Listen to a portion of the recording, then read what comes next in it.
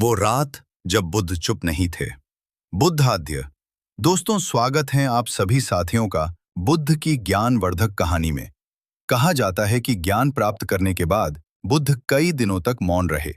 लोग मानते हैं कि उनके पास कहने को कुछ नहीं था, पर सच्चाई कुछ और थी।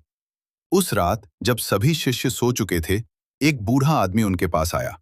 उसकी आंखों में डर था, मृत्यु का डर।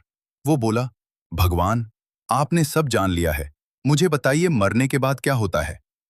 बुद्ध ने उसे देखा पर कुछ बोले नहीं। बूढ़ा आदमी घबरा गया। क्या वहां अंधेरा है? क्या हम खत्म हो जाते हैं या कोई और दुनिया है? बुद्ध धीरे से मुस्कुराए। फिर उन्होंने पास रखा एक दीपक उठाया और उसे बुझा दिया।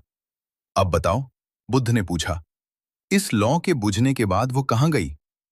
बूढ़ा आदमी उलझ गया। वो कहीं नहीं गई, बस बुझ गई। बुद्ध ने सिर हिलाया। और अगर मैं कहूं कि वो कहीं गई है, तो तुम उसे ढूंढ पाओगे? नहीं, बूढ़ा बोला। तो फिर तुम क्यों चाहते हो कि मैं तुम्हें ऐसी जगह का पता दूं जिसे तुम समझ ही नहीं सकते? बूढ़ा चुप हो गया।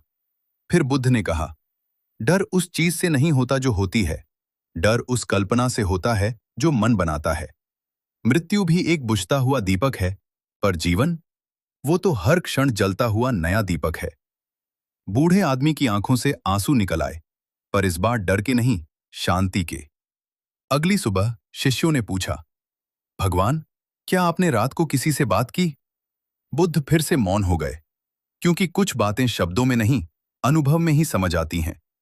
अगर आप चाहो तो मैं आपके लिए ऐसी ही ज्ञानवर्धक एवं रोचक कहानी लेकर आऊं, तो चैनल को सब्सक्राइब करके बेल आइकन पर क्लिक करके ऑल पर सिलेक्ट करें।